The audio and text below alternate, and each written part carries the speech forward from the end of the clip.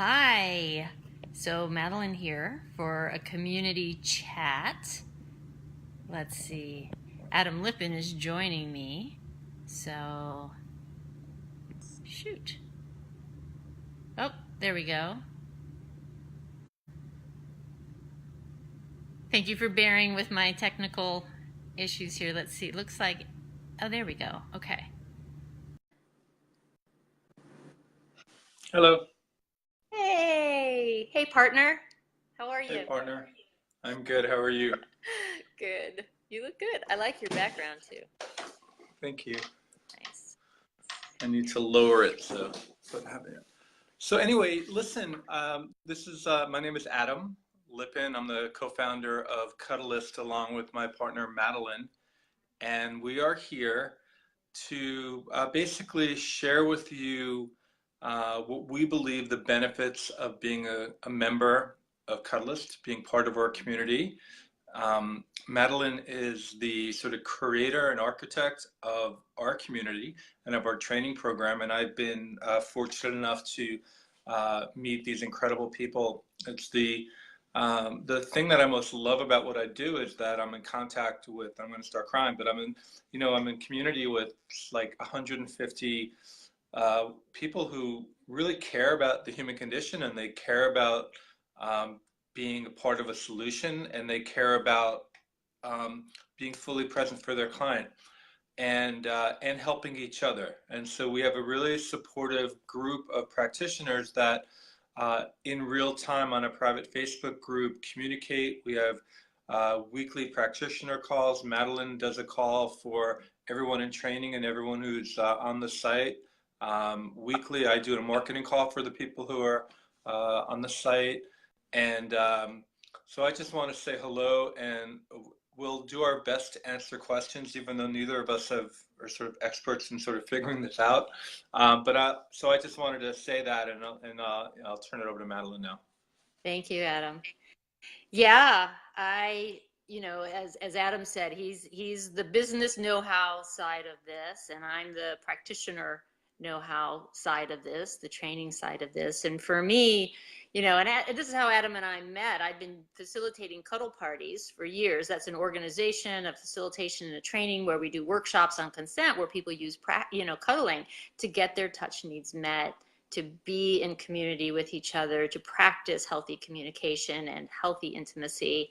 And, so I'd been doing that for years, and professional cuddling came on the site, and I started doing that. And my first experience doing professional cuddling individually with clients was with an organization that not only had no training or structure or really approach around it, but when I tried to reach out to the community, when I tried to say, hey, I'd love to have the other practitioners come to my workshop so we could support each other and learn about consent. We had all of this community in Cuddle Party. There was, there was no access to that. I was, kind of told that, nope, you're on your own with this. And my experience of the building community is where the magic happened, right? That's the place where the loneliness disappeared. That's the place where the embodied presence that we're looking for, and the self-empowerment and learning, how to actually exercise consent. And I was so excited about that. So when Adam, approached me about joining forces to make this, that was the big intention, was let's create a place where like-minded practitioners can really support each other and thereby support clients so much more powerfully by being a collective, being a group, sharing our ideas. So here we are to answer questions, to talk to you about it, to invite you to join the conversation, and to say, when you enroll in the training, this is part of what you get, right? You get the online training, you get the possibility of being on the site, you get the personal growth, but you get connection with community as well.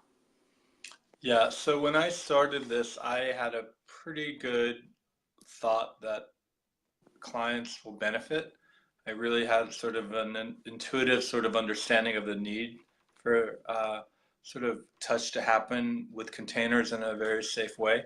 But what I wasn't expecting, what I've never really been a part of, is this type of community that supports each other, which is wonderful for a few reasons. One reason is just best practices and sharing best practices and sharing marketing advice. And so the sort of the businessy aspects of the benefits, but watching sort of the interpersonal growth and the support among the practitioners and how they support each other and therefore grow from it has been sort of unexpected and pretty great. So, people ask us a lot, or they say, well, why do I need to pay for training? And I know how to cuddle, and yeah, of course you know how to cuddle. I mean, the physical aspects of this is a fairly intuitive thing. It's the how to empower yourself to be completely present for your client, how to be really strong in your boundaries so you can mirror good boundaries. How do you decide that this is something that you really want to do, and how do you uh, be able to be present in a way that satisfies you as well as your client, and keep that going, as opposed to just we're going to cuddle together. Because as Madeline will say, I'm going to ask her to say it. Would you say what you say, please? About how the touch happens, sort of a thing. Right. I mean, really, from my point of view, the clients, they're not paying for touch necessarily, right? And we all know that's a lot of why you come, and the touch is wonderful. But what makes the touch therapeutic and what makes it healthy are the skills and the self-awareness, the ability to be fully present and grounded and safe that the practitioner brings. And that's what they learn in the training, and that's what gets strengthened by the community. I'm looking at the comments here. Thank you so much for, Thank you, for, Paige. for sharing your experience. Yeah, Cage and Michelle. Oh, that's great to hear. And the cool thing Um, now, like, I know Paige and I know he's an amazing musician, right? So it's like we learn about each other and we can support each other sort of outside of this. I mean, I met Corwin, who's been living in Chicago, in Denver, and he's now in New York. We got to hang out yesterday. So we're a family. We create relationships. it really is magical, and that's where the sense of loneliness disappears, is in this like-minded community. We're all empowering each other to be more of ourselves, to be more of who we really are, to do it out loud, and that overflows to our clients. And in every little session, the client gets a little bit more of that to take with them into their life, into their family, into the people they know. So this is a ripple effect. And we really are, I love the authenticity that we're not, this is therapeutic, but in a way we're not therapists, in the sense that there's no white coat, right? We're not separate from you. We're not the experts on you. We're here to share that we've become um, more confident, more secure, and more grounded in who we are. And then in that place, we encourage you to do the same.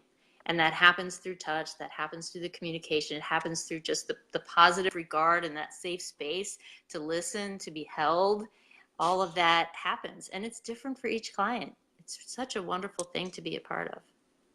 Yeah, and one other thing that I really love. So I had been a yoga teacher for many years at a studio called Jiva Mukti in New York City. Jiva Mukti means liberation in this lifetime, but our motto was our students know more than most yoga teachers. And our clients, what I find so wonderful about that is we're, we're the experience leaves you more enlightened, in the sense of you have more skills and more tools and you feel a little bit differently about yourself, and therefore you carry that into the world. That's something that I didn't know was going to happen, right? So the benefits are, of course, you feel more relaxed, you feel more connected, you feel more engaged, you feel happier. But there's meaningful long-term benefits to having a session, um, because our cuddlists are so skilled at sort of holding space for you and allowing you to be fully who you are, um, and having that experience. And what happens during a session, there's ripple effects that are really wonderful and profound. And so I just want to thank all the cuddlists for providing that, and Madeline for making that sort of somehow happen. I don't know if I could take credit for that, but it's true that the intention, in a session, because the client, you really get much more connected to yourself. And a dependency is never created where it's not coming from the practitioner, this great feeling, which is sometimes a trap we fall into in relationships, It's like, oh, I'm going to attach to that person because that's where I'm getting this great feeling from. And it's like, no, no, the great feeling is coming because there's a person there who can get out of the way enough and really hold that place and help you get more in touch with the part of you that's always been there waiting for you to just embrace it, to see it, to be with it. And when you leave a session, you have that touchstone and you know you're taking that part with you. That's you. And it's you're closer to it. And one of the sort of foundational elements that I love about Cuddlist is that we're not, in general, the therapeutic community, um, wellness people, they talk a lot about in the language of we're going to help our clients, we're helping you, right? We're not helping you. We're being present for you. We don't see anything wrong with you that need help, that you need help with, right? So there's not that sort of we're solving a problem. We're not solving your problem. And in fact, when people try to solve a problem, it actually negates the person who's sharing what they're going through, right? So you don't get negated, right? The session is really about bringing yourself there, and the Cuddlist is not there to solve any problem that you have. They're not there to help you. They're there to be present for you. You already know you want to be there because you're putting yourself in the situation to be there, right? So that's it, right? So you're being presenced in a way that there's no sort of top-down uh, thing going on, and that's, I think, the magic a lot of what we do. So I just wanted to share that. Yeah, thank you for saying that, Adam. I just want to say, whoever's listening, you're not a problem. You've never been a problem. Sometimes people have problems. Problems come and go. We have that experience of problems, but none of us is a problem. And being really clear about that is helpful. And yeah, I agree. Sometimes therapy can fall into the trap of that. I was talking to my son the other day. I want to share this because it made us both laugh. Um, I have heard before it said that, if you're holding a grudge or if you're angry at somebody and you're trying to punish them in whatever way, that there's this metaphor of that's kind of like taking poison and hoping that somebody else will die, will get hurt, right? I don't know if you've heard that metaphor before. But I think so what that made me think is that, in the helping professions, if we're healers and we're trying to help somebody, that in some ways we can fall into the trap of giving someone else medicine hoping that we'll feel better. And that's not what we're doing, right? With Cuddlist. That is not, because again, we stay out of that because we're very clear that our clients are not a problem. We're there to celebrate the innate and inherent goodness in you and to create a safe place for you to share anything that might be heavy, that anything, it's a safe place for whatever is coming up. And it's and what we discover again and again and again, what clients discover, what practitioners discover, is that somehow magically the idea of problems kind of disappear in that space. Like we can see through them or past them, or maybe the belief that we were attached to, it just kind of lets go of us a little more. There's when you were speaking, so in the sort of spiritual holistic community, right, there's a term called spiritual materialism, which essentially means the teacher gets materially attached to their spirituality, right? And so they feel like they're coming out of it and they act towards their students in a way that's not grounded in sort of presence because there's an ego component to it. And one of the things that I found with all of our Cuddlists, bar none, all of our practitioners, is that they don't come from that spiritual materialistic place. They come from a place of presence and being authentic, and sort of there's no feeling of any hierarchical sort of thing. They're not they, and that is really where something happens. If you have a spiritual teacher and they're buying their spirituality, right? There's an expression. It's like, seek those with the questions and run from those that have the answers. And I sort of feel like in Cuddlist we really live that. Even though we don't really talk about that, it's a sense that we're here equal, not like there's no even thought that there's any sort of thing other than that, right? It doesn't even come into our conversations and our consciousness because it just is that. So I think that's really important, and I think that is one of the reasons why we're so successful, and that our clients and our cuddlists just love us so much and really get so much out of it. I'm loving saying hi to the people that are joining in here. Yeah, thank you, Adam. My version of that, in my experience, and it's actually something that I struggle with once in a while as the trainer, as the creator of the certification training program. Like, I have this onus on me to like say, and so I'm like, who am I? Who the heck am I to say, who's qualified and who isn't? And at the same time, that's my job. That's the role I've taken on. That's the thing I've been willing to do in terms of, holding the steering wheel for this vehicle called Cuddlist that's creating something new here. And so I'm willing to do that. And yet when I get into my ego about it, I mean, it's no fun to be holier than thou, because I know I'm full of crap, if I go into that place. And there is such a wonderful, my word for it is humility. I love that word. I don't know what that word means to you. Words are funny that way. They mean different things to different people. But for me, that beautiful experience of like, oh, I don't have to be anything more than I am. And just as I am, like, I'm okay. I'm good enough. I'm fine. Nobody else can be this but me. And so I might as well, show up for it. And just being in that place, is a good feeling. And I want to invite everyone else into that place. And when I live stream, I just want to give you gratitude, Adam, for being my cheerleader, and sometimes, banging his head against the wall, trying to get me to show up to live stream, to put my voice out there more. And I'm shy about it. I really am. And there's been like, sometimes those voices in my head get like too much. But the more I do it, the easier it is and the safer I feel. So it's been good. Thank you. And I just want to, so um, you know a lot, and I think, and you're a valuable teacher, and teachers are valuable, and I think the importance is coming from a place of compassion, as opposed to a place of creating some level of inequality.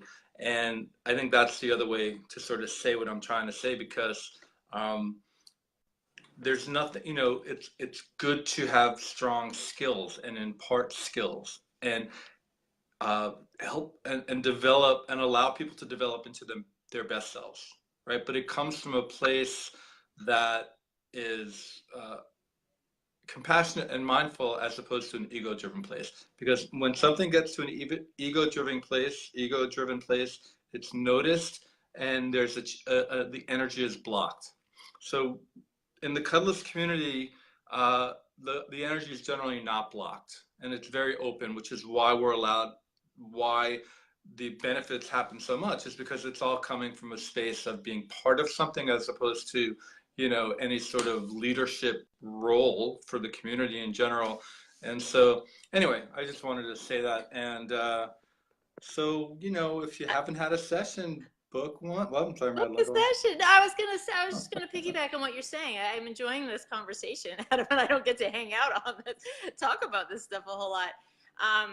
You've been using the word allowing. You said it a couple times in that last thing, and that's a really good word for it. It's like we're really not about enforcing, but about allowing. And in the bigger picture, I love, in the social cultural context, this buzzword of consent, that we're really championing through our practice here, has a lot to do with, I guess, allowing and empowering, allowing other people to have different points of view, allowing other people to have their own preferences, allowing other people, without trying to enforce or manipulate or try to imposing our own, wants and needs on other people. And being in that place where what you think and feel matters, and what I think and feel matters. Like, we both matter, and we can find that place where it's so full of respect and acceptance, allowing each other to be.